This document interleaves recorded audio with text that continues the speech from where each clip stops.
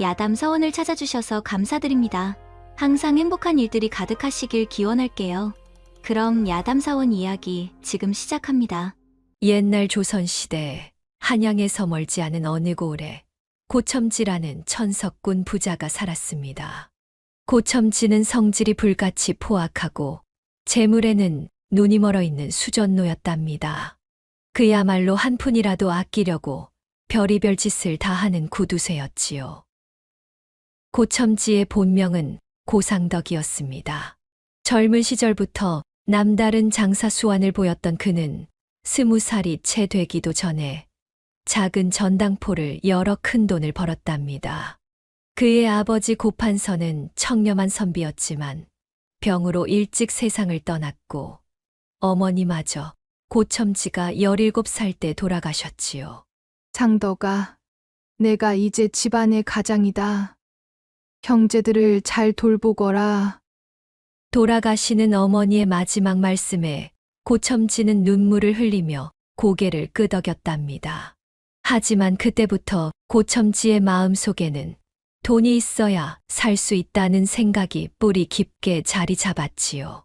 21살이 되던 해, 고첨지는 우연히 만난 점쟁이에게서 이상한 말을 들었습니다. 자네는 큰 부자가 될 상이로구먼. 허나 그 재물로 인해 큰 화를 당할 수도 있으니 조심하게나. 하지만 젊은 고첨지는 그 말을 귓등으로 흘려들었답니다.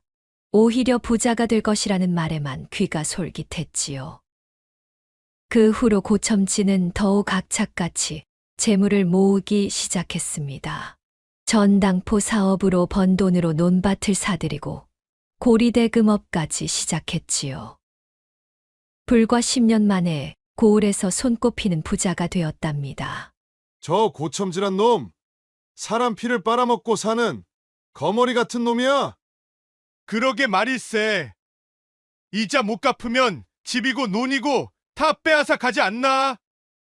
고을 사람들의 원망이 커져갔지만 고첨지는 아랑곳하지 않았습니다. 오히려 더 많은 재물을 모으는 데만 혈안이 되어 있었지요. 30이 넘어서야 고첨지는 혼인을 했습니다. 부인 김씨는 몰락한 양반가의 딸로 마음씨가 곱고 자애로운 여인이었답니다. 하지만 고첨지는 혼인 후에도 여전히 인색하고 포악했지요. 여보, 오늘 거린이 와서 밥 한 술 달라기에 남은 찬밥을 주었더니 머리가 땅에 닿을 듯 감사 인사를 하더군요. 뭐라고? 내가 피땀 흘려번 돈으로 산 쌀을 그런 놈들에게 퍼줬단 말이오? 하지만 여보, 불쌍한 사람을 돕는 것도 됐소. 다시는 그런 짓 하지 마시오. 김씨 부인은 남편의 성질을 알기에 더는 말을 잇지 못했답니다. 그저 속으로만 한숨을 삼킬 뿐이었지요. 세월이 흘러 고첨지는 40이 넘었고 재산은 천석군이 되었습니다. 하지만 자식이 없어 늘 마음이 편치 않았지요. 아이고, 저 고첨지 영감 때문에 우리가 못 살겠구먼. 그러게 말일세. 땅값은 올려대지 초장료는 깎지 않지. 이게 사람 사는 세상인가 몰라. 고을 사람들의 원성이 하늘을 찌를 지경이었습니다. 하도 답답해서 원통함을 풀어달라고 관가의 민원도 수없이 올렸지만 고첨지의 악행은 날이 갈수록 더해만 갔답니다.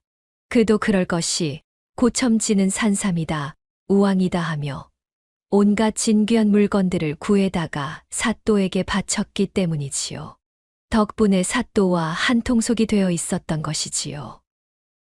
고첨지가 품에서 은자로 쌓인 보따리를 꺼내며 사또 앞으로 다가섰습니다. 사또는 의자에 편안히 기대어 앉아 부채질을 하고 있었지요. 사또 나으리, 이번에는 100년 묵은 산삼을 구해왔습니다요. 저 깊은 황정산 중턱에서 피와 땀을 흘려가며 구한 것이라 효험이 더욱 뛰어날 것이옵니다. 고첨지가 조심스레 은자를 풀어 산삼을 내보이자 사또의 눈이 번쩍 빛났습니다. 어허, 이것이 정말 100년 묵은 산삼이란 말이오? 사람 형상을 그대로 닮았구려. 이런 귀한 것을 어찌 구했소? 사또가 탐욕이 가득한 눈빛으로 산삼을 만지작거리며 말했습니다. 허허, 고첨지 영감은 참으로 충심이 깊구려. 내 관하에 있던 이래로 이토록 귀한 선물은 처음 받아본다오. 고첨지는 고개를 깊이 숙이며 미소 지었습니다. 속으로는 이 정도면 다음 한 달은 편히 장사할 수 있겠구먼 하고 계산하고 있었지요. 과찬이십니다, 나리. 나으리께서 이 고을을 잘 다스려 주시니 저희 같은 백성들이 편안히 살 수 있지 않겠습니까? 나으리의 은덕이 아니라면 소인이 어찌 이만큼 살았겠습니까? 고첨지가 허리를 굽혀 과장되게 절을 하자 사또가 껄껄 웃었습니다. 그대의 충성심이 가상하오. 고을 백성들의 민원이 들어올 때마다 내가 얼마나 애를 쓰는지. 어제도 그대에 관한 민원이 들어왔다오. 민원이라니요? 어떤 민원입니까? 허허, 걱정 마시게. 그런 건 내 알아서 처리했소. 그대는 그저 장사나 열심히 하시게나. 사또가 눈짓을 하자 나인이 술상을 들고 들어왔습니다. 오늘은 이 귀한 산삼을 가지고 왔으니 내 그대와 술 한잔 해야겠소. 아이고, 과부나옵니다. 소인 같은 것이 어찌 나으리와 술잔을 나누겠습니까? 허허, 오늘만은 괜찮소. 그대의 충심에 대한 보답이라 생각하시게. 이렇게 뒤가 든든하니 고첨지의 악행은 더욱 기승을 부렸답니다. 빚을 갚지 못한 사람들의 집과 논밭을 가차없이 빼앗았고 소장료도 해마다 올렸지요. 어느 날 한 농부가 고첨지의 집을 찾아왔습니다. 그는 무릎을 꿇고 간절히 빌었지요. 영감님, 제발 한 번만 봐주십시오. 올해 흉년이라 수확이 시원찮아서 제 딸이 병으로 앓고 있어 약값으로 돈이 많이 들었습니다. 한 달만 더 시간을 주시면. 농부는 눈물을 글썽이며 애원했습니다. 그의 옷은 누더기였고 손은 굳은 살로 가득했지요. 하지만 고첨지의 눈빛은 차갑기만 했습니다. 흉년이든 풍년이든 내가 알바 아니오. 약속한 날짜까지 갚지 못하면 논을 내놓으시오. 내 장부에는 분명히 적혀 있어. 이자까지 합치면 한 푼도 빠짐없이 갚아야 하오. 고첨지가 서한을 당치며 소리쳤습니다. 그저 하루만 더 말미를 주십시오. 먼 조상 때부터 대대로 지켜온 논입니다. 하루건 한 달이건 상관없어. 약속을 지키지 못한 것은 그대요. 내 돈을 꿔쓰고 갚지 않겠다는 건가? 아닙니다. 갚겠습니다. 다만 조금만 더 시간을. 당장 나가시오. 내일 아침 해 뜨기 전에 문서를 가져오지 않으면 관가에 고발하겠소. 사또와 나의 관계를 잘 알고 있을 터. 함부로 굴다간 곤장 한두 대로 끝나지 않을 것이오. 농부는 한숨을 깊이 내쉬며 고개를 떨구고 돌아갔습니다. 고첨지는 뒤도 돌아보지 않고 장부를 덮었지요. 하지만 이렇게 매정한 고첨지였지만 집에 돌아오면 부인 앞에서는 조금 누그러졌답니다. 김씨 부인은 늘 조용히 남편을 돌보며 살았지요. 여보, 오늘도 힘드셨겠네요. 제가 따뜻한 차를 준비했습니다. 고맙소, 부인. 오늘은 아무 일 없으셨습니까? 별일 있겠소. 그저 돈 빌려준 놈들 독촉이나 하고. 여보, 너무 심하게 다그치지는 마세요. 사람들이 모두 힘든 시절이라. 부인도 아시잖소. 세상은 냉혹한 법이오. 내가 호락호락하면 우리가 이렇게 잘 먹고 살 수 있겠소? 김씨 부인은 한숨만 내쉴 뿐 더 말하지 않았습니다. 그저 남편이 언젠가 마음을 열기를 바랄 뿐이었지요. 고첨지가 유독 부인 앞에서만 고분고분해지는 데는 사연이 있었습니다. 고첨지가 40이 간 넘었을 때의 일이었지요. 사업이 번창하여 재물이 불어나자 고첨지는 어느 날 첩을 들이기로 결심했답니다. 영감님, 어디를 그리 급히 가시나요? 어느 날 저녁 부인이 물었을 때 고첨지는 대수롭지 않게 대답했습니다. 별일 아니오. 사업상 만날 사람이 있어서 말이오. 그러나 실상은 달랐지요. 고첨지는 인근 마을에서 소문난 미색을 가진 홍이라는 여인을 만나기로 했던 것입니다. 그녀는 과부가 된 지 얼마 되지 않았고 고첨지는 그녀에게 반했답니다.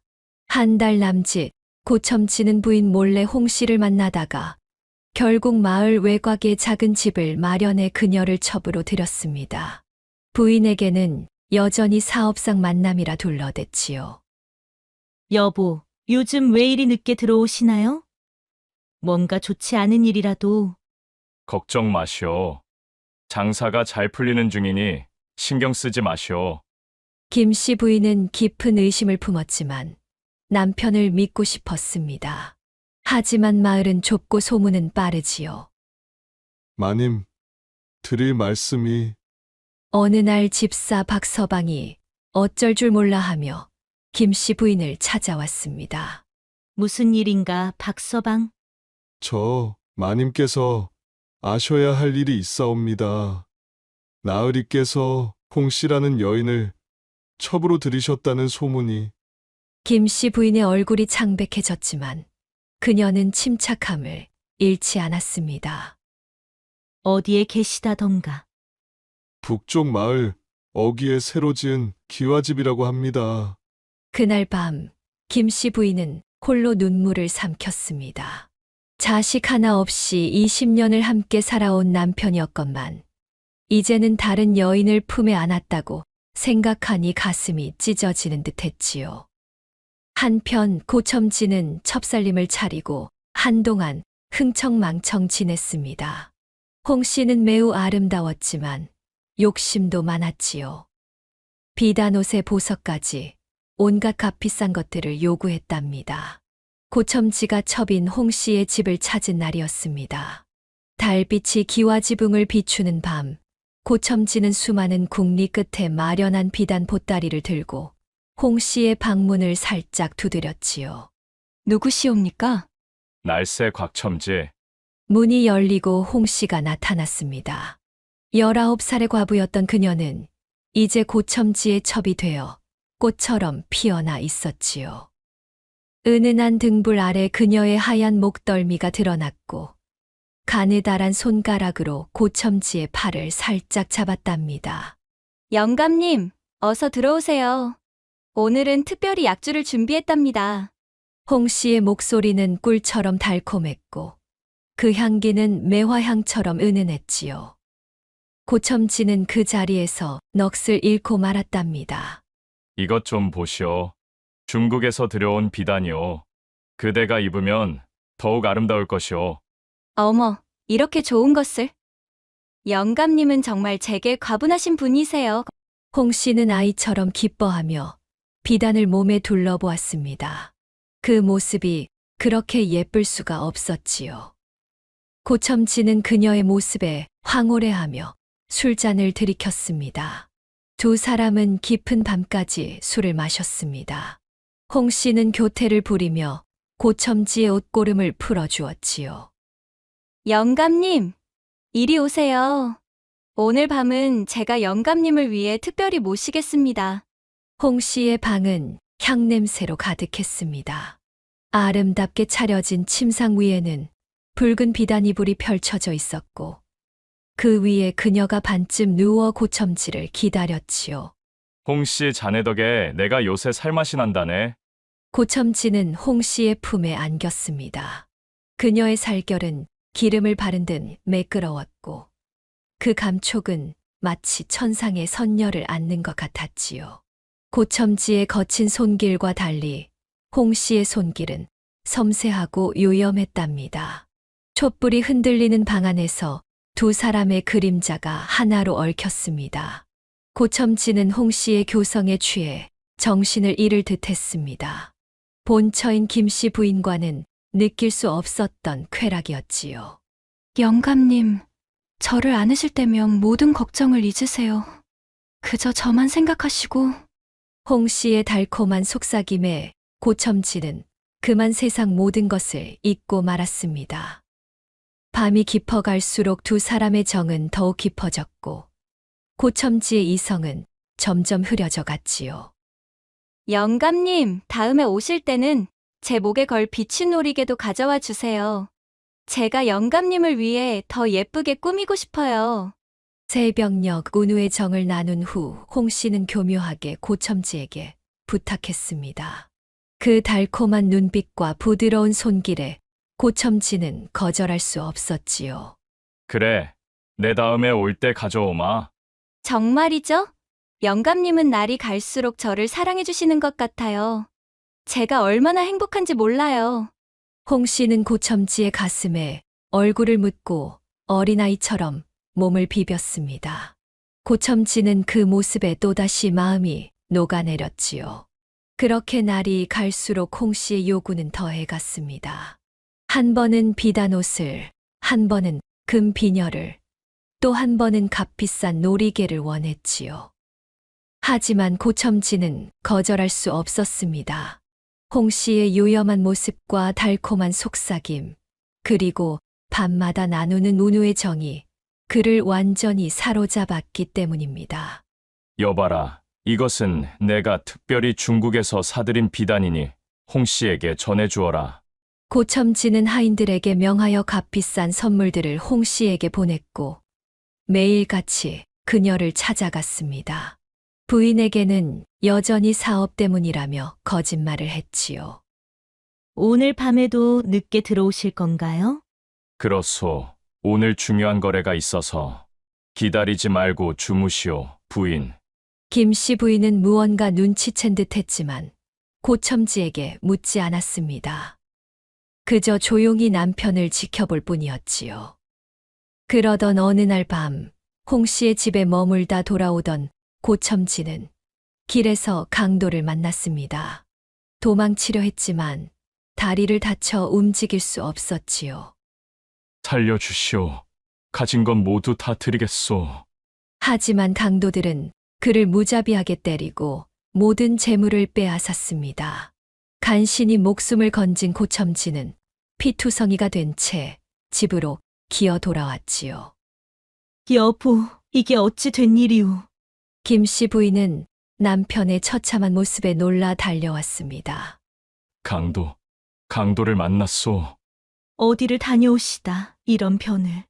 고첨지는 처음으로 진실을 말할 수밖에 없었습니다. 북쪽 마을에 홍 씨라는 여인이. 알고 있습니다. 김 씨 부인의 차분한 목소리에 고첨지는 놀랐습니다. 알고 계셨소. 모두 알고 있었답니다. 하지만 지금은 그게 중요하지 않아요. 먼저 상처부터 치료해야겠습니다. 김 씨 부인은 온갖 약재를 가져와 남편의 상처를 정성껏 치료해 주었습니다. 그녀의 손길이 닿을 때마다 고첨지는 깊은 죄책감을 느꼈지요. 부인, 나를 용서하시오. 여보, 말씀하지 마세요. 우선 몸부터 추스르세요. 며칠 동안 김 씨 부인은 밤낮으로 남편을 간호했습니다. 그런 부인의 모습에 고첨지는 깊은 감동을 받았지요. 하지만 불행은 끝나지 않았습니다. 병석에 누워있는 동안 집사 박서방이 놀라운 소식을 가져왔습니다. 나으리, 충격적인 소식입니다. 나으리를 습격한 강도들이 알고 보니 홍 씨의 정인인 박무치와 그 패거리들이었다고 합니다. 홍 씨가 직접 나으리의 방문 일정을 알려주고 귀중품 위치까지 알려준 것으로 밝혀졌습니다. 뭐라고? 그럴 리가 없다. 사실입니다. 홍 씨와 박무치가 함께 나으리의 재물을 노렸던 것입니다. 더 큰 금고를 털려고 했으나 마을 순찰대가 지나가는 바람에 실패했다고 합니다.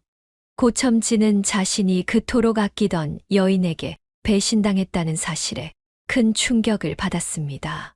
게다가 홍 씨는 고첨지가 선물한 모든 귀중품을 챙겨 박무치와 함께 타지로 도망쳤다는 소식까지 들려왔지요. 어찌 이럴 수 있단 말인가? 그동안의 모든 것이 다 거짓이었단 말인가? 고첨지는 망연자실했습니다. 상당한 재산을 잃고 빈손으로 돌아올 수밖에 없었지요. 부인, 내가 어리석었소. 돈 많다는 이유로 교만해져서 당신을 배신하였소. 여보, 이제 다 지나간 일입니다. 다시는 그런 일이 없으면 그만이에요.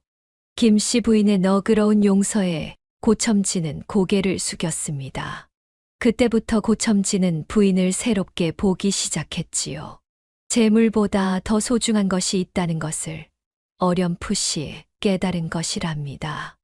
부인, 내가 평생 갚아도 당신의 은혜를 다 갚을 수 없을 것 같소. 여보, 부부란 그런 것이지요. 좋을 때도 나쁠 때도 함께 하는 것이 부부입니다. 그 일이 있은 후 고첨지는 여전히 고을에서는 냉혹한 수전노로 행세했지만 부인 앞에서만큼은 한없이 약해졌답니다. 부인의 말이라면 그나마 귀 기울여 들었지요. 그러던 어느 날 아침이었습니다. 고첨진의 집안이 발칵 뒤집혔지요.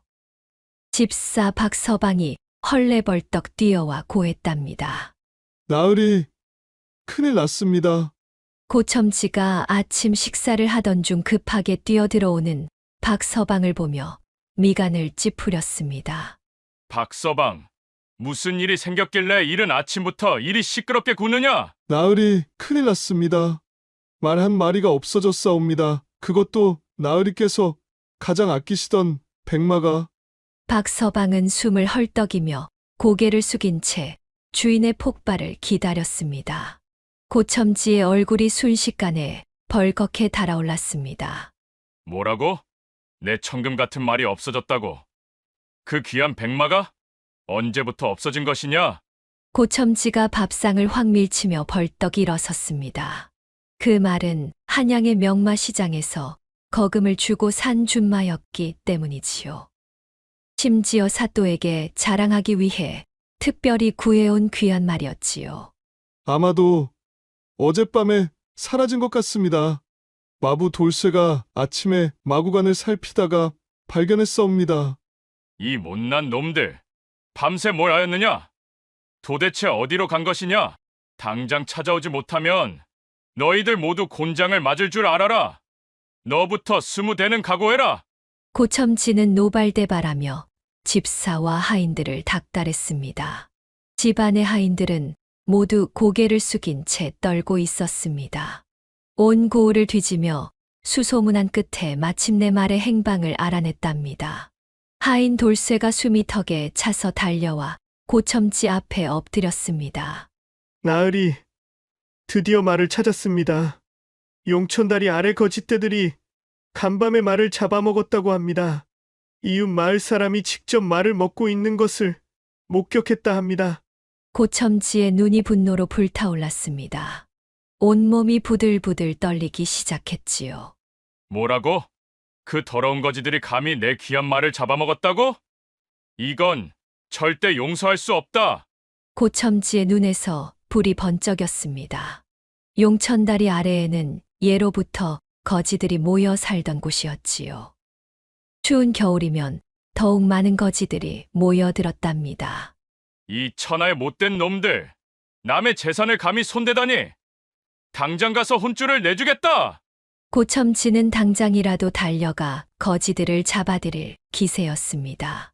하지만 날이 이미 저물고 있었지요. 나으리, 날이 어두워지고 있사옵니다. 내일 아침에 가보시는 것이 어떨런지요. 닥치거라! 이 괘씸한 놈들을 어찌 내일까지 그냥 둔단 말이냐? 내 당장 가서 본때를 보여주겠다! 그날 밤 뚜껑이 열린 고첨지가 손수 횃불을 들고 용천다리 아래로 향했습니다. 뒤에는 몽둥이를 든 하인들이 우르르 따라갔지요. 용천다리 아래에는 거지들이 지은 허름한 움막들이 옹기종기 모여 있었습니다. 추운 겨울바람을 막기 위해 거적대기와 지프로 대충 엮은 초라한 집들이었지요. 불을 질러라! 저놈들의 소굴을 태워버려라! 고첨지의 명령에 하인들이 움막집에 불을 붙였습니다. 순식간에 불길이 하늘로 치솟았지요. 아이고, 불이야! 살려주시오! 잠들어 있던 거지들이 비명을 지르며 뛰쳐나왔습니다. 남녀노소 할 것 없이 모두 허둥지둥 달아나기 바빴지요. 때려라! 한 놈도 살려두지 마라! 고첨지의 고함에 하인들이 몽둥이를 휘둘렀습니다. 뛰쳐나오는 거지들을 닥치는 대로 때렸지요. 그야말로 아비규환이 따로 없었답니다. 아이고, 잘못했습니다. 다시는 안 그러겠습니다. 제발 살려주십시오. 배가 고파서 그만. 거지들의 애원도 소용없었습니다. 고첨지는 차가운 눈빛으로 그 광경을 지켜볼 뿐이었지요. 한참을 그렇게 난동을 부리고 나서야 고첨지 일행은 집으로 돌아왔습니다. 불타는 움막들을 뒤로하고 말이지요. 하지만 고첨지는 아직도 화가 덜 풀렸는지 서재에 앉아 술병을 기울이고 있었답니다. 벌써 2병째였지요. 나으리, 이제 그만 드시지요. 약주가 과하십니다. 몸도 축축해지셨는데 옷이라도 갈아입으시는 게. 하인 돌쇠가 조심스레 다가와 술병을 치우려 하자 고첨지가 손을 확 쳐내며 소리쳤습니다. 건들지 마라. 내 기분이 어떤지 내가 알기나 아느냐? 천금 같은 내 말을, 그것도 사또에게 자랑하려고 구해온 귀한 백마를, 그 더러운 거지놈들이. 고첨지의 목소리가 떨렸습니다. 술 기운이 돌았는지 평소보다 더 감정적이었지요. 죄송하옵니다, 나으리. 하지만 이제 밤도 깊어가는데. 내 놈이 감히 어디라고 주둥이를 나불대는 게냐? 썩 꺼지거라. 고첨지가 술잔을 집어 던지자 돌쇠는 겁에 질려 급하게 방을 빠져나갔습니다. 그리고 바깥에서는 다른 하인들에게 속삭였지요. 큰일이다. 나으리께서 술이 과하셔서 난리시다. 감히 누가 들어갈 수 있겠느냐? 그래도 누군가는 진정시켜드려야 할 텐데. 저 안마님께 여쭈어 볼까요? 하인들이 수군거리는 사이 안방에서는 김씨 부인이 이미 모든 소식을 전해 들었습니다. 밖이 한바탕 소란스러웠으니 그럴 수밖에요. 바로 그때 안방 문이 열리며 김씨 부인이 천천히 나왔습니다. 평소에는 항상 미소를 머금고 있던 그녀의 얼굴이 이번엔 달랐습니다. 눈빛이 단호했고 입술은 굳게 다물어져 있었지요. 안마님. 괜찮다. 내가 가보마. 김씨 부인은 치마폭을 가지런히 정리하고 서재 쪽으로 향했습니다. 하인들은 모두 몸을 웅크리고 뒷전으로 물러났지요. 마치 폭풍 전야의 고요함이 집안을 감쌌습니다. 여보. 김씨 부인이 조심스레 서재 문을 두드렸습니다. 누구냐? 들어오지 마라. 여보, 저예요. 잠시만 문 좀 열어주세요. 잠시 침묵이 흐른 후 불만스러운 목소리가 들렸습니다. 들어오시오. 김씨 부인이 문을 열고 들어서자 방 안은 엉망이었습니다. 술병과 술잔이 여기저기 흩어져 있고 책상 위의 문서들도 어질러져 있었지요. 고첨지는 벽에 등을 기대고 앉아 눈을 감고 있었습니다. 여보, 잠시 제 말씀 좀 들어주시겠어요? 고첨지는 놀란 표정으로 부인을 바라보았습니다. 술에 취해 있는 와중에도 부인의 분위기가 평소와 다르다는 것을 느꼈던 것이지요. 무슨 일이오? 왜 이 시간에? 고첨지의 목소리가 미묘하게 불안정했습니다. 평소의 권위적인 태도가 사라지고 어쩐지 어린아이처럼 보였지요. 김씨 부인은 남편 앞에 조용히 앉았습니다. 그리고는 한참을 말없이 남편의 얼굴을 바라보았지요. 마침내 천천히 입을 열었습니다. 여보, 저는 한평생 영감님이 하시는 일에 한마디도 관여하지 않았습니다. 그녀의 목소리는 낮고 부드러웠지만 단호했습니다. 영감님의 장사일에도 돈거래에도 그리고 잠시 목소리가 떨리더니 다시 힘을 얻었습니다. 영감님이 첩살림을 차리실 때도 한마디 말도 없이 참아왔습니다. 고첨지는 멋쩍어하며 헛기침을 했습니다. 자신의 과거 행실이 언급되자 얼굴이 붉어졌지요. 지금 그 이야기를 하려는 것이 아닙니다. 다만 김씨 부인의 눈에 눈물이 고였습니다. 하지만 이번엔 제 말 한마디만 들어주십시오. 제발 단 한 번만. 무슨 말이오? 고첨지는 당황한 기색이 역력했습니다. 부인이 이렇게 간곡하게 부탁하는 모습은 처음이었거든요. 방금 전 하인들에게 들었습니다. 영감님께서 용천다리 아래 거지들의 움막을 불태우셨다고요. 김씨 부인의 목소리에는 슬픔이 배어 있었습니다. 그들의 집이, 그들의 모든 것이 그저 말 한마디 때문에. 그래서 어쩌자는 거요? 그놈들이 내 말을 훔쳐 먹었는데 가만히 두란 말이오? 고첨지가 다시 화를 내려 했지만 부인의 눈빛에 말이 흐려졌습니다. 그들이 단지 배가 고파서 그런 것이라 생각해 보신 적은 없으신가요? 여보, 그들이 오죽 배가 고팠으면 나를 잡아먹었겠습니까? 아이들은 며칠째 굶주렸을 테고 어른들은 절망 속에서. 김씨 부인의 목소리가 흐려지며 눈에서 눈물이 흘러내렸습니다. 그리고 이 엄동설한 밤중에 그들의 움막집을 태우면 모두 얼어 죽을 것입니다. 노인들과 아이들까지 모두. 고첨지는 처음으로 부인의 이런 모습을 보았지요. 그동안 항상 자신의 뜻에 순종하던 부인이 이렇게 눈물을 흘리며 애원하는 모습이 낯설었습니다. 제 소원 한 번만 들어주십시오. 김씨 부인이 갑자기 두 손을 모으고 고개를 숙였습니다. 제가 시집 올 때 가져온 폐물을 다 내어드릴 테니 그 불쌍한 사람들을 구해주세요. 저의 비단 옷가지들도 모두 드리겠습니다. 다만 그들의 목숨만. 고첨지는 잠시 말이 없었습니다. 부인의 간절한 모습에 무언가가 가슴을 찔렀지요. 평생 돈만 알고 살았던 그에게도 아직 양심이라는 게 남아 있었던 모양입니다. 그대가 그 사람들을 위해 그토록. 고첨지의 목소리가 조금 부드러워졌습니다. 그들이 지금 어디 있는지 아시오? 강둑에서 모닥불을 피우고 떨고 있다고 들었습니다. 작은 아이들도 있대요. 오늘 밤 이 추위를 어찌 견디겠습니까? 고첨지는 한참을 고민하다가 마침내 입을 열었습니다. 그의 눈에도 뭔가 반짝이는 것이 맺힌 듯 했지요. 좋소. 데려오게 하지. 정말 그리 해주시겠습니까? 그렇소. 그대의 말이 모두 맞소. 이 추운 밤을 다리 밑에서 어찌 견딜 수 있겠소. 내가 너무 성급했소. 김씨 부인의 얼굴에 안도의 빛이 퍼졌습니다. 그녀는 황급히 남편의 손을 잡았습니다. 감사합니다, 영감. 옳은 일을 하시는 geb니다. 그녀는 감격에 겨워 더 말을 잇지 못했습니다. 어서 가서 하인들을 불러오시오. 내 직접 명을 내리겠소. 고첨지는 술기운이 벌써 가신 듯 일어나 옷매무새를 가다듬었습니다. 김씨 부인은 급히 밖으로 나가 하인들을 불렀지요.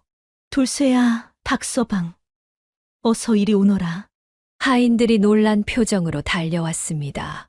네, 마님. 무슨 일이십니까? 어서 나으리께서 부르신다. 빨리. 고첨지는 즉시 하인들을 불러 거지들을 데려오라고 명했습니다. 하인들은 영문도 모른 채 주인의 명을 따랐지요. 당장 강둑으로 가서 거지들을 모두 데려오너라. 남녀노소 가리지 말고 모두 다 알겠느냐? 네, 거지들을요? 왜? 내 말이 이상하더냐? 아닙니다. 당장 데려오겠습니다. 하인들은 서로 눈빛을 교환하며 급히 뛰어나갔습니다. 도대체 무슨 일이 벌어진 것인지 이해할 수 없었지만 어쨌든 주인의 명령은 수행해야 했으니까요. 얼마 후 추위에 떨고 있던 거지들이 고첨지의 집으로 들어왔습니다. 모두들 무서워하는 표정이었지요. 여자와 아이들은 참모방에 들이고 남정네들은 행랑채에 넣어라. 고첨지의 명령에 하인들이 거지들을 안내했습니다.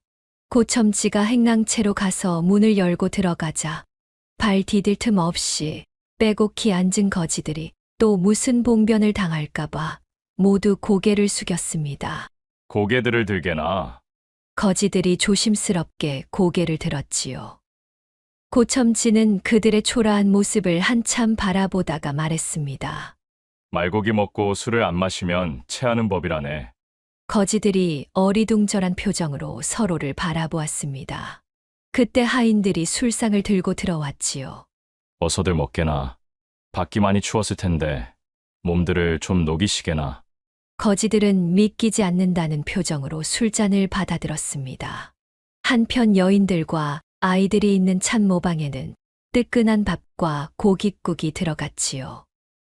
고첨지는 술상 앞에 앉아 거지들과 마주했습니다. 그리고는 한 사람 한 사람에게 술을 따라주기 시작했지요. 자네는 어찌 거지가 되었는가? 소인은 원래 농사를 짓던 사람이었습니다만 작년 홍수로 논밭을 다 잃고 말았습니다요. 자네는? 저는 장사를 하다가 도적을 만나 전 재산을 잃었습니다. 고첨지는 거지들의 사연을 하나하나 들었습니다.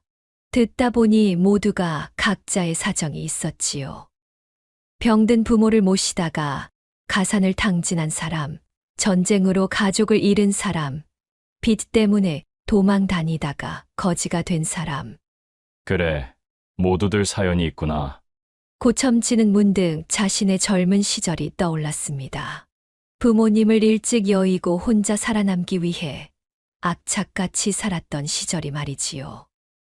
내가 어릴 적 부모님을 여의고 혼자 살아남기 위해 별짓을 다 했지. 그때는 정말 하루하루가 전쟁 같았어. 거지들은 놀란 표정으로 고첨지를 바라보았습니다. 이 무서운 부자 영감님도 그런 시절이 있었다니 믿기지 않았지요. 돈이 없으면 아무것도 할 수 없다는 걸 뼈저리게 느꼈지. 그래서 돈을 모으기 시작했다네. 처음에는 그저 살기 위해서였는데 어느새 돈의 노예가 되어버렸구먼. 고첨지는 쓴웃음을 지었습니다. 술 기운 탓인지 평소에는 절대 하지 않을 말들이 술술 나왔지요. 우리 집에 방이 많이 있으니 겨울을 여기서 나시게나. 봄이 오면 양치 바른 곳에 집들을 지어줄 터이니. 거지들은 귀를 의심했습니다. 그 인색하기로 소문난 고첨지가 이런 말을 하다니요. 정말이십니까? 저희 같은 것들을. 내 한 번 한 말은 두 번 하지 않네. 편히 지내다 가시게. 순간 행랑채는 울음바다가 되었습니다. 거지들은 감격의 눈물을 흘리며 고첨지에게 절을 했지요. 고맙습니다. 고맙습니다. 소식을 전해들은 참모방에서도 감격의 울음소리가 터져 나왔습니다. 그리고 안방에서는 김씨 부인의 기쁨의 눈물이 흘렀지요. 영감, 정말 대인이십니다. 그날 밤 고첨지는 오랜만에 편안한 마음으로 잠자리에 들었습니다. 평생 처음으로 남을 도왔다는 뿌듯함이 가슴을 채웠지요. 다음 날부터 고첨지 집안은 활기가 돌기 시작했습니다. 거지들은 저마다 할 수 있는 일을 찾아 열심히 일했지요. 남자들은 집안의 허드레시를 돕고 여인들은 부엌일을 거들었습니다. 나리, 저희가 이렇게 신세 만질 수는 없습니다. 뭐라도 일을 시켜주십시오. 그래, 밥값이라도 하는 것이 좋을 터. 사내 놈들은 장작을 패고 여인네들은 부엌일을 돕거라. 고첨지는 거지들이 열심히 일하는 모습을 보며 흐뭇해했습니다. 특히 아이들이 웃으며 뛰노는 모습을 보니 마음이 따뜻해졌지요. 며칠 뒤 고첨지가 마을 장터에 나갔다가 이상한 일을 겪었습니다. 평소에는 그를 피하기 바빴던 마을 사람들이 먼저 인사를 하는 것이었지요. 고첨지 어르신, 안녕하십니까? 요즘 어르신 댁에 좋은 일이 있다면서요? 고첨지는 어리둥절했습니다. 그동안 자신을 원수처럼 여기던 사람들이 왜 이렇게 친절하게 대하는 걸까요? 집으로 돌아오는 길에 고첨지는 한 노승을 만났습니다. 눈이 펑펑 내리는 날이었지요. 시주를 조금만 해주시겠습니까? 평소에 고첨지였다면 매몰차게 거절했을 것입니다. 하지만 이번엔 달랐지요. 스님, 추우신데 우리 집에 가서 따뜻한 밥이라도 드시고 가시지요. 노승은 놀란 표정으로 고첨지를 바라보았습니다. 그리고는 한참을 그의 얼굴을 살피더니 말했지요. 지주, 관상이 완전히 변했구려. 예전에는 재물에 눈이 멀어 큰 화를 당할 상이었는데 지금은 이게 무슨 일인가? 무슨 말씀이신지요? 노승은 눈을 크게 뜨고 다시 한번 고첨지의 얼굴을 자세히 살폈습니다. 화살이 날아와 아슬아슬하게 목을 스치고 지나가리다. 하지만 죽지는 않을 것이니 걱정 마시오. 고첨지는 의아해하며 물었습니다. 그게 무슨 말씀이시오? 내가 죽을 고비를 넘긴다는 거요? 때가 되면 알게 되리오. 네, 이만 가보겠소. 노승은 의미심장한 말을 남긴 채 떠났고 고첨지는 집으로 돌아왔습니다. 대문 앞에서 아이들이 눈싸움을 하며 놀고 있었지요. 어르신 오셨어요. 아이들이 달려와 고첨지를 반겼습니다. 고첨지는 생전 처음으로 아이들의 머리를 쓰다듬어 주었지요. 그래, 재미있게 놀고 있었구나. 집 안으로 들어서니 행랑채에서 왁자지껄한 소리가 들렸습니다. 가보니 거지들이 모여 새끼를 꼬고 집신을 만들고 가마니를 짜고 있었지요. 다들 부지런하구나. 날이 덕분에 이렇게 따뜻한 곳에서 지내니 몸이 절로 움직입니다. 한 거지가 웃으며 대답했습니다. 고첨지도 덩달아 웃음이 났지요. 그러던 어느 날 밤 고첨지네 행랑채에서는 거지들이 여느 때와 같이 함께 둘러앉아 새끼를 꼬고 집신을 만들며 왁자지껄 대화를 나누고 있었습니다. 추운 겨울날 따뜻한 방에서 지내게 된 것이 너무나 감사해 모두들 부지런히 일하고 있었지요. 그때 행랑채 문이 벌컥 열리고 초라한 행색의 선비 한 명이 들어섰습니다. 겨울바람에 얼굴이 붉게 얼어 있었지만 눈빛은 매서웠지요. 여러분, 잠시 제 말씀 좀 들어보시겠소? 거지들이 하던 일을 멈추고 선비를 바라보았습니다. 여기가 그 고첨지라는 못된 놈의 집이요. 수탈과 착취로 악명 높다는 그 고첨지 말이오. 선비의 목소리는 차가웠고 단호했습니다. 거지들은 서로 눈빛을 교환하며 의아해하는 표정을 지었지요. 고첨지라는 못돼먹은 인간이 온갖 악행을 다한다는데 심지어 거지들의 움막까지 불태워버렸다고 하던데 그자의 횡포를 당한 피해자들이 여기 있지 않소? 어서 나와서 증언해 주시오. 선비는 행랑채를 둘러보며 외쳤습니다. 그리고 품속에서 무언가를 꺼내려는 듯한 몸짓을 했지요. 나는 임금님의 특별한 명을 받고 온 자여. 고첨지의 비리를 캐내어 그에 합당한 벌을 내리기 위해 왔소. 여기 고첨지의 악행으로 피해 입은 이들이 있다면 지금 당장 말해보시오. 두려워 말고 모든 것을 말하시오. 내가 보호해드리겠소. 선비의 말에 행랑채의 거지들이 서로 눈을 마주치더니 갑자기 웃음을 터뜨렸습니다. 무슨 소리요? 고첨지 나리는 우리 같은 천한 것들도 거두어 주신 은인이시오. 나으리 덕분에 우리는 이 추운 겨울을 살아남을 수 있게 되었소. 거지 중 가장 나이 많은 노인이 일어나 말했습니다. 맞소. 이런 추운 겨울에 우리를 재워주시고 먹여주시는데 어디서 그런 헛소문을 듣고 왔소? 당신은 대체 누구요? 진짜 관리라면 증표를 보여주시오. 선비는 어리둥절한 표정으로 거지들을 바라보았습니다. 분명 고을 사람들에게 들은 바로는 고첨지가 인색하고 포악한 악덕 부자라 했는데 눈앞의 거지들은 그를 감싸고 있었지요. 이런 말도 안 되는 일이 있나? 아니, 그럼 내가 잘못 알고 있었단 말이오. 고첨지가 인색하고 포악하다고 온 고을이 원성이 찾아하다던데. 옛날에는 그랬을지 모르지만 지금은 아니오. 나리는 정말 좋은 분이시오. 우리가 굶어 죽을 뻔했을 때 구해주셨소. 어린아이를 안고 있던 여인이 일어나 말했습니다. 맞소. 나으리는 우리를 행랑채에 재워주시고 따뜻한 밥과 국을 챙겨주셨소. 우리 같은 천것들을 사람 취급해주신 천 양반이시오. 내 아이들이 이렇게 살아있는 것도 모두 나으리 덕분이오. 거지들의 진심 어린 옹호에 선비는 더욱 혼란스러워 보였습니다. 그때 한 거지가 선비를 자세히 바라보더니 갑자기 손가락으로 가리키며 소리쳤습니다. 이보게들, 이 자가 수상하구먼. 요즘 고을에 가짜 관리를 사칭하는 사기꾼이 나타났다고 들었는데 이 양반이 바로 그 사기꾼 아뇨? 뭐라고? 아니, 제가 무슨 사기꾼입니까? 저는 선비가 급히 해명하려 했지만 이미 거지들 사이에 의심의 씨앗이 퍼지고 있었습니다. 맞소.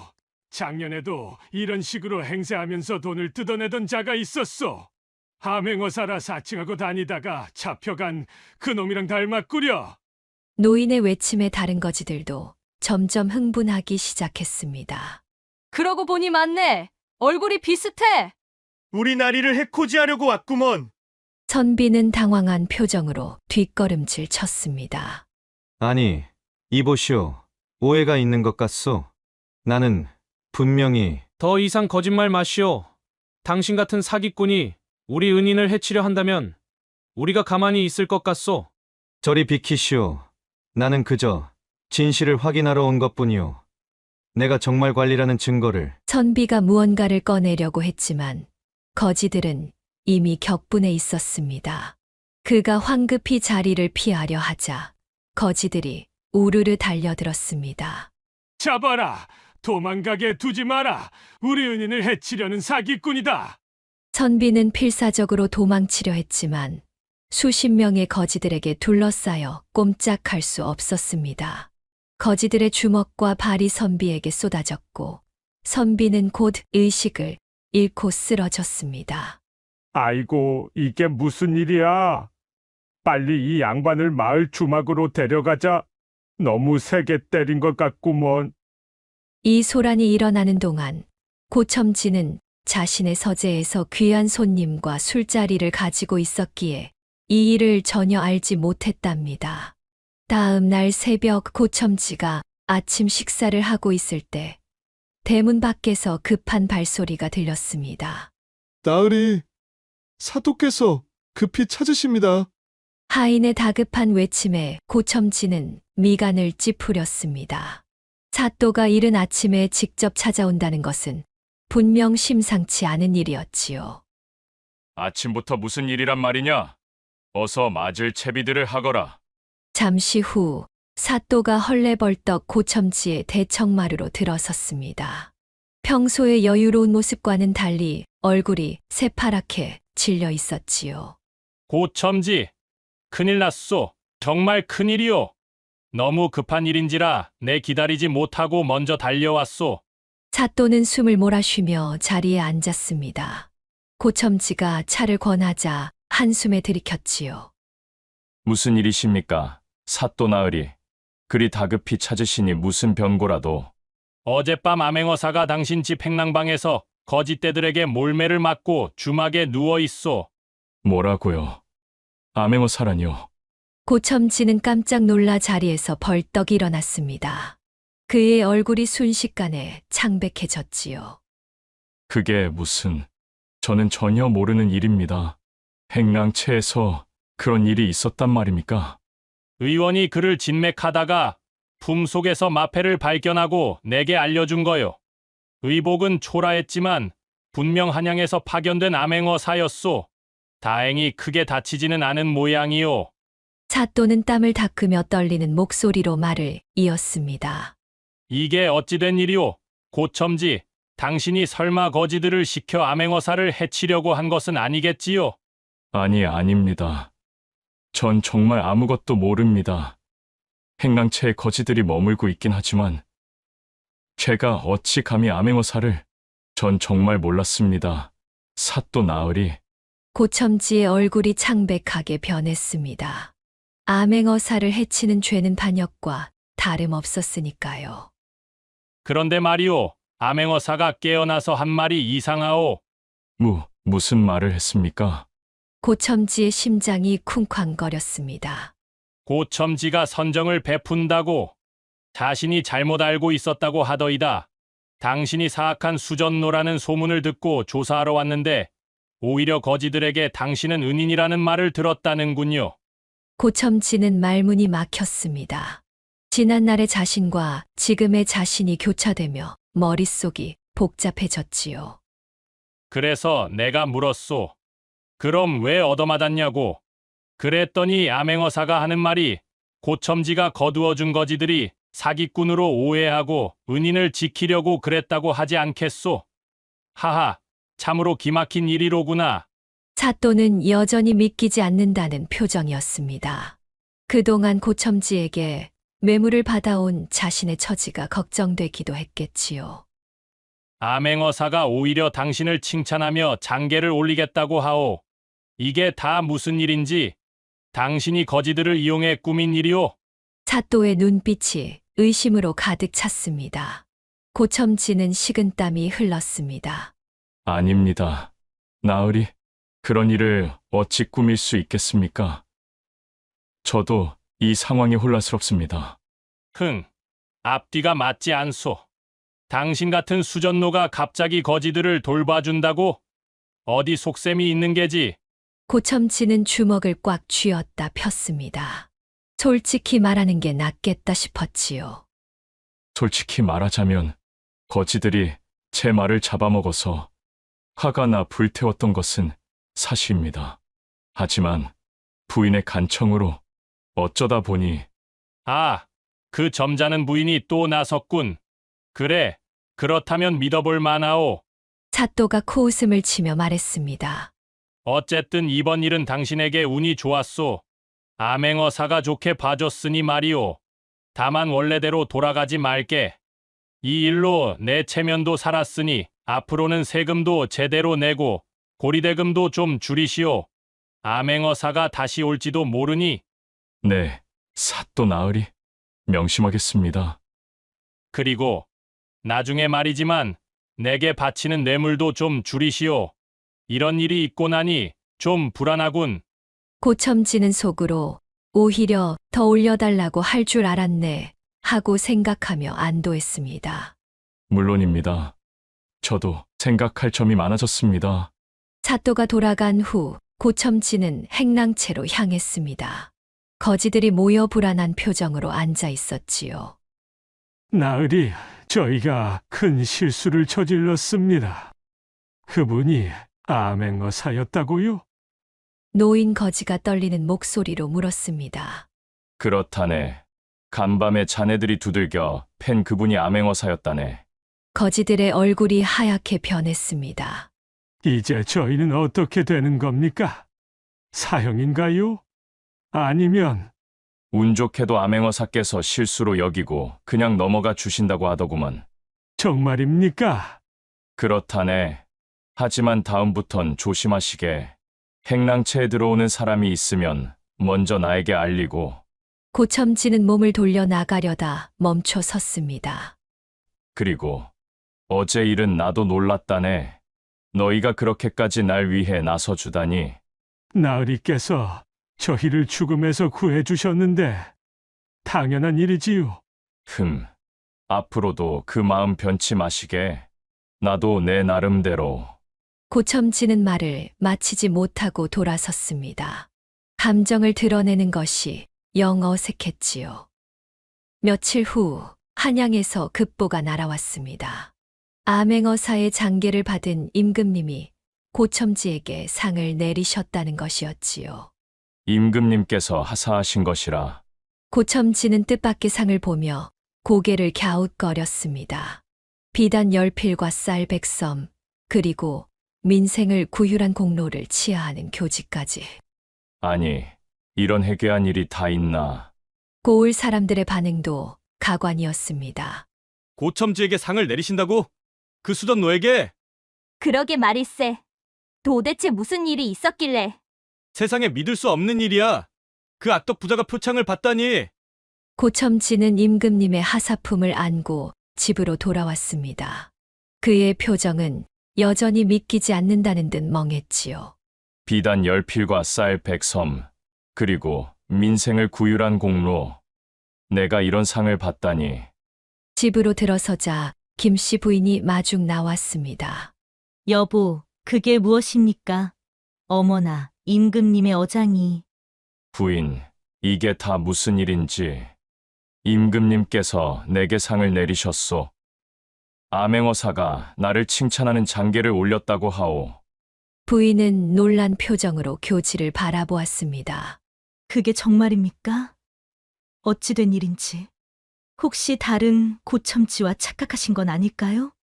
하하, 부인도 참. 이 마을에 고상덕이란 이름이 또 있어. 아니, 고첨지가 또 있다고? 고첨지는 피식 웃었지만 갑자기 표정이 진지해지더니 무릎을 꿇고 땅에 머리를 조아렸습니다. 그의 어깨가 떨리더니 눈물이 뚝뚝 떨어졌지요. 부인, 이건 다 부인 덕분이오.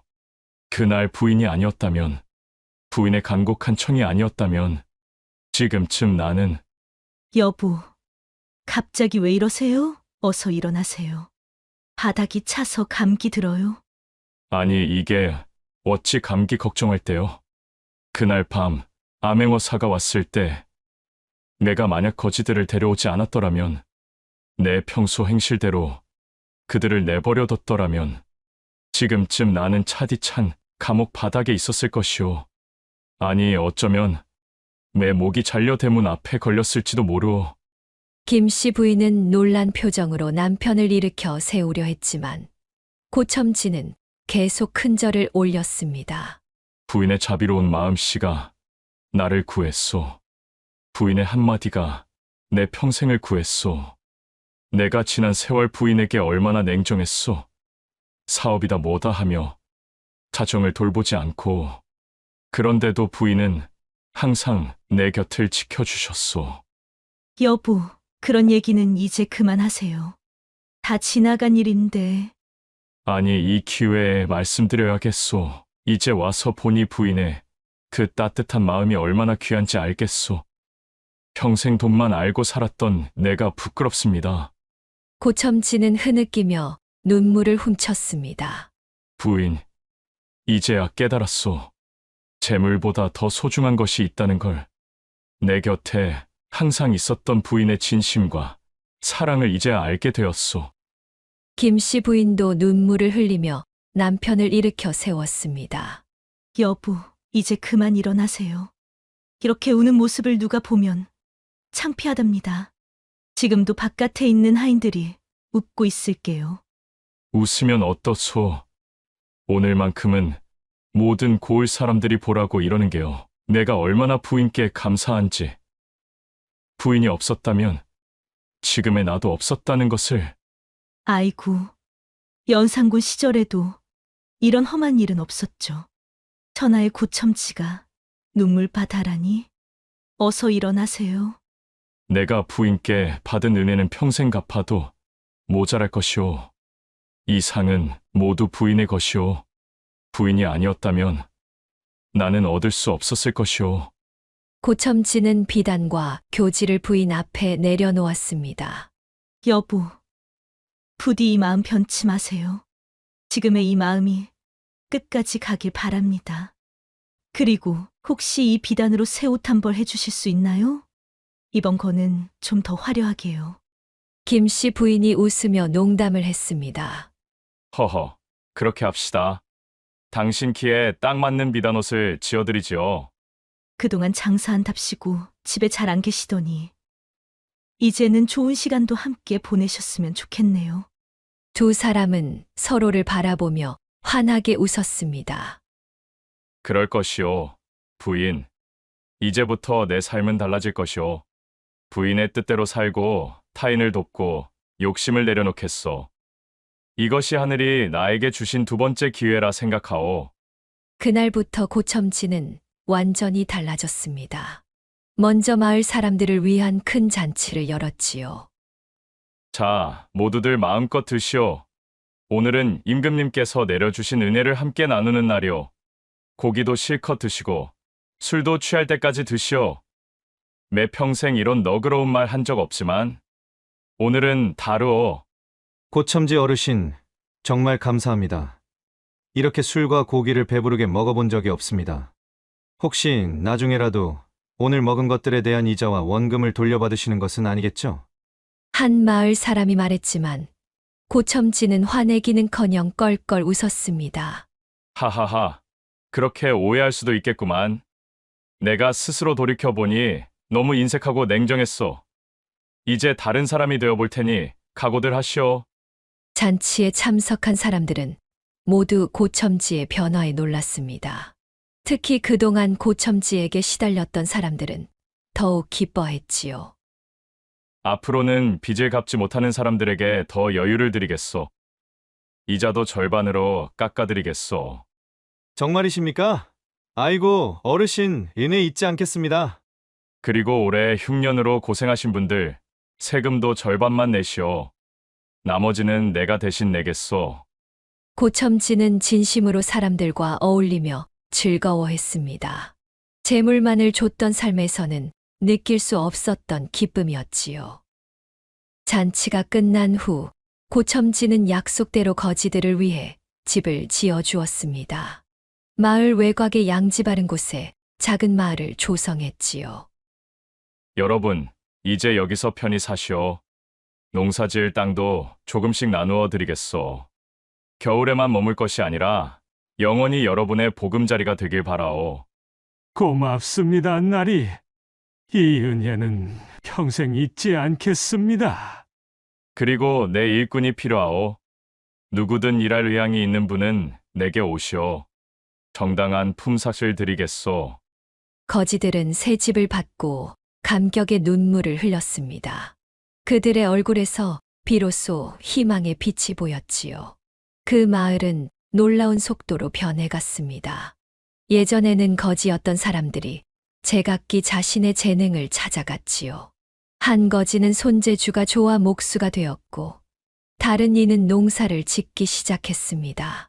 도구를 만들 수 있다면 고첨지는 즉시 대장간 도구를 마련해 주었고, 그는 곧 훌륭한 대장장이가 되었습니다. 마을에 필요한 농기구와 생활도구를 만들어 모두를 돕게 된 것이지요. 점차 마을은 활기를 띠기 시작했습니다. 황폐했던 땅은 기름진 논밭이 되었고, 빈터에는 집과 작은 가게들이 들어섰습니다. 몇 달 뒤 마을은 완전히 달라졌습니다. 예전에는 거지들이 모여 살던 곳이었지만 이제는 용천골이라는 이름을 가진 자급자족하는 마을로 변모했지요. 거지들은 더 이상 거지가 아니었습니다. 그들은 땅을 가진 농부가 되고 기술을 가진 장인이 되었지요. 이윽고 소문이 퍼지자 사또도 고첨지를 다른 눈으로 보기 시작했습니다. 고첨지, 그대가 이렇게 변할 줄은 몰랐소. 정말 감탄할 만하오. 아닙니다. 사또 나으리. 그동안 해왔던 저의 행실에 비하면 아직 많이 부족합니다. 앞으로 더 많은 선행을 베풀겠습니다. 고을에 학당을 세우는 일을 도와주게. 가난한 아이들도 글을 배울 수 있도록 말이야. 기꺼이 돕겠습니다. 나으리. 그렇게 고첨지는 학당을 세우고 다리를 놓고 가난한 사람들을 도왔습니다. 그의 재산은 줄어들었지만 마음의 풍요로움은 더욱 커져갔지요. 어느 날 고첨지가 서재에서 책을 읽고 있는데 노승 한 분이 찾아왔습니다. 예전에 만났던 그 노승이었지요. 지주, 잘 지내셨소? 아, 스님. 어서 오십시오. 고첨지는 반갑게 노승을 맞이했습니다. 관상이 완전히 바뀌었구려. 이제는 근복이 깃든 상이요. 스님 덕분입니다. 스님 말씀대로 화살은 스쳐 지나갔습니다. 노승은 빙그레 웃으며 고개를 끄덕였습니다. 앞으로도 지금처럼만 사시오. 그러면 자손 대대로 복을 받을 것이오. 노승과의 대화를 마친 고첨지는 마음이 더욱 평온해졌습니다. 이제 그는 진정한 행복이 무엇인지 알게 되었지요. 인색하고 포악했던 모습은 온데간데 없이 사라지고 인정 많고 자비로운 부자가 되었지요. 부인과 함께 마을의 어려운 이들을 돕고 언제나 나눔을 실천했답니다. 욕심 많고 인색했던 부자가 한순간의 깨달음으로 완전히 다른 사람이 되었다는 이야기는 많은 이들에게 교훈이 되었지요. 자, 어떻습니까? 욕심 많고 인색했던 고첨지가 부인의 한마디에 마음을 돌려 선행을 베풀고 결국 큰 복을 받은 이야기였습니다. 우리도 남을 도우며 살면 언젠가는 그 복이 돌아온다는 교훈을 주는 이야기가 아닐까요? 혹시 우리 주변에도 고첨지처럼 변화가 필요한 사람이 있다면 따뜻한 말 한마디가 그 사람의 인생을 바꿀 수도 있을 것입니다. 사람은 누구나 변할 수 있고 그 변화의 시작은 아주 작은 깨달음에서 비롯된다는 것. 진정한 부자는 돈이 많은 사람이 아니라 나눌 줄 아는 사람이라는 것을 기억하세요. 이것이 이 이야기가 우리에게 전하는 메시지가 아닐까 싶습니다.